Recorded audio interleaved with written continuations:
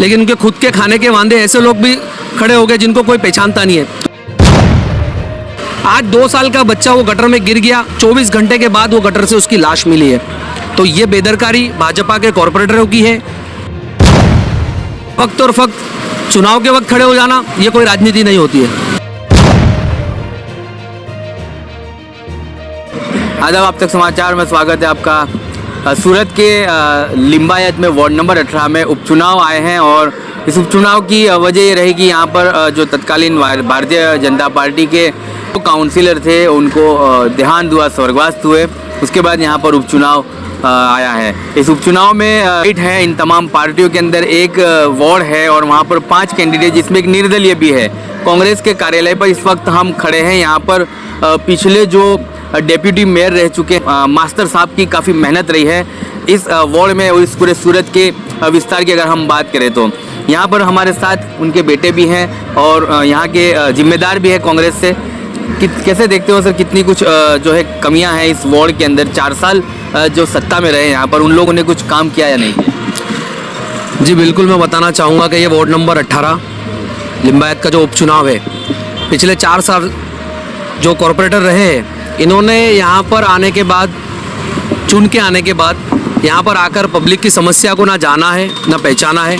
यहाँ के स्थानिक लोगों से अगर आप पूछोगे कि यहाँ के पार्षद कौन है, कॉरपोरेटर कौन है, तो उनको उनकी शक्ल तो दूर की बात, उनका नाम तक नहीं पता होगा कि कौन है। इसकी वजह भी यही है कि इनका पब्लिक के साथ में जो कांटेक्ट है वो टूट चुका है। ये लोग जीतने के बाद सिर्फ और सिर्फ भ्रष्टाचार में लगे हैं। आज आप लिंबायत में जो हमारा स्लम विस्तार है वहाँ जाके देखो, अब रोड, रास्ता, पानी, सारी चीज़ों की हमको तकलीफ़ है, लेकिन कोई भी पार्षद यहाँ पर आके देखने को रेडी नहीं है। लोगों को आधार कार्ड के लिए सिक्का मारने की ज़रूरत पड़ती है, तो कहाँ से कहाँ जाना पड़ता है। सुबह लाइन में लगाओ, शाम को बुलाते हैं, शाम को बोलो तो रात को बुलाते हैं। इस तरीके से धक्के पब्लिक को खिलाया जाता है। तो ये बहुत सारी समस्या है, ऐसी छोटी छोटी समस्याएं है जो लोगों को इससे 4 साल से लोग जूझ रहे हैं। मुद्दों के बीच में अब जब चुनाव आए हैं तो कैंडिडेट भी आए हैं जी। 5 कैंडिडेट आप बता रहे हैं, इसमें निर्दलीय भी है। क्या उम्मीद से वो लोग खड़े, क्या ये समझते हैं कि अब वो आने वाले समय में वो उनका काम पूरा कर पाएंगे या कांग्रेस ही पूरा कर? जी देखिए, इसमें तो ऐसा है कि जो 5 कैंडिडेट, कांग्रेस को मिला के 6 कैंडिडेट है, 6 के सामने बीजेपी है। हमारी फाइट जो है वो सीधा बीजेपी के साथ है। बाकी के जो 4 कैंडिडेट है इनको इसलिए खड़ा किया गया है क्योंकि बीजेपी को पता है कि इस बार जो लोगों का मन, लोगों ने 18 नंबर वार्ड के जो स्थानिक लोग हैं, इन्होंने अपना मन बना लिया है कि कांग्रेस को इस बार विजय करना है। ये खबर कहीं ना कहीं उनके पास पहुंची है, उन्होंने अपना भी गणित लिया है। इसकी वजह से ये लोगों ने अपक्ष उम्मीदवार और ऐसे कई पार्टियों को कांग्रेस के उम्मीदवार के सामने वोट काटने के लिए खड़ा किया है।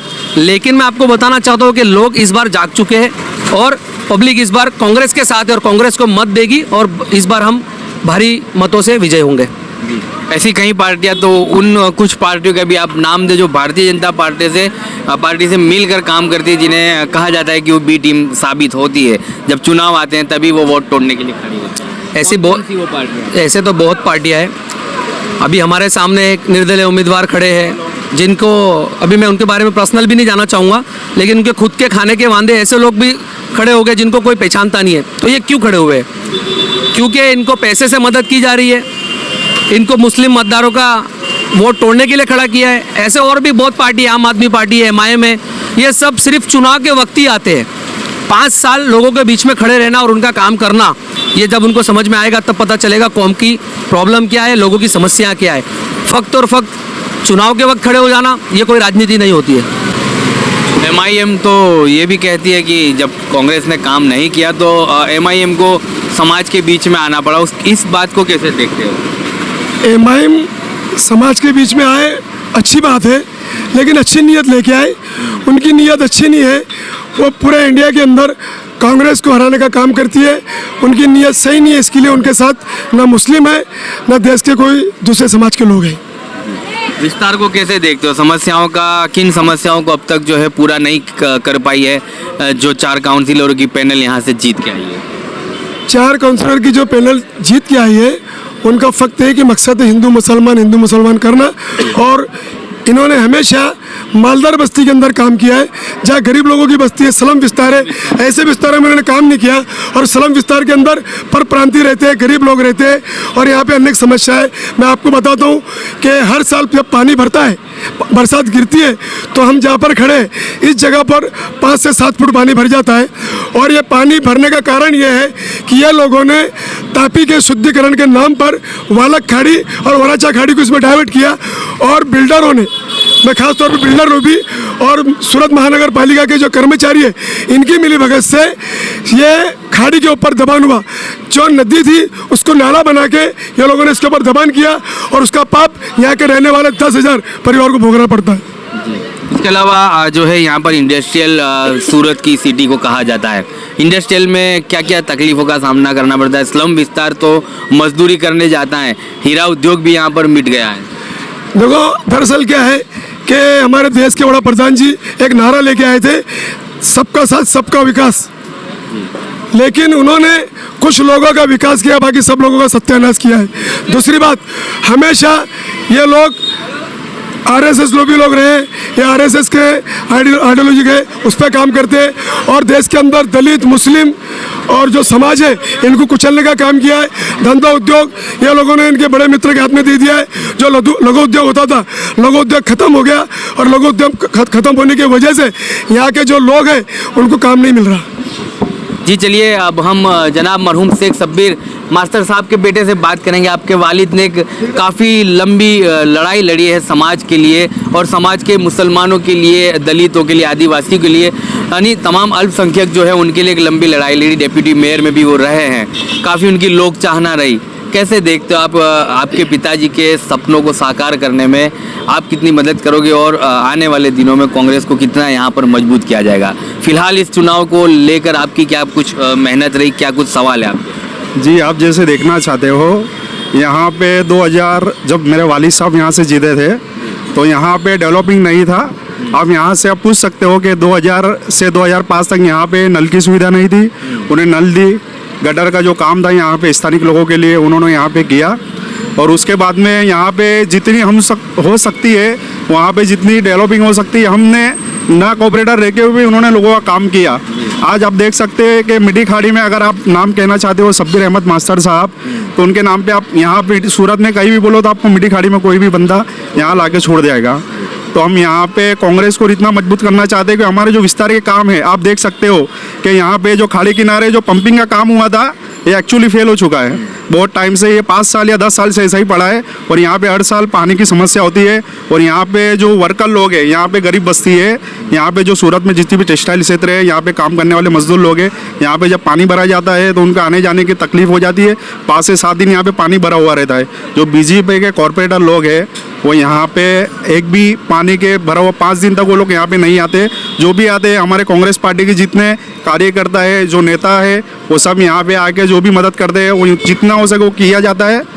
और हम इतना चाहते हैं कि जो लोग यहाँ पे हमारे हैं, तो हम चाहते हैं कि लोग मिट्टी खाड़ी में हम इतना मजबूत करें कांग्रेस को कि बीजेपी परेशान हो जाए कि भाई ये लोग हैं, ये क्या है, ये कांग्रेस के चाहने वाले हैं। और कैसे मुद्दे हैं और भी समस्या है, जैसे कि रोड, रास्ते हैं, बजट हैं, कितना कुछ बजट के लिए भी कांग्रेस ने कुछ इनसे मांग की होगी कि भाई अब तक का कितना बजट वापरा है। यहाँ विस्तार में इन काउंसिलरों के पास कोई मांग करने वाले नेता नहीं है कि हमारे विस्तार में कितना काम किया और कितना बजट आपने यूज़ किया।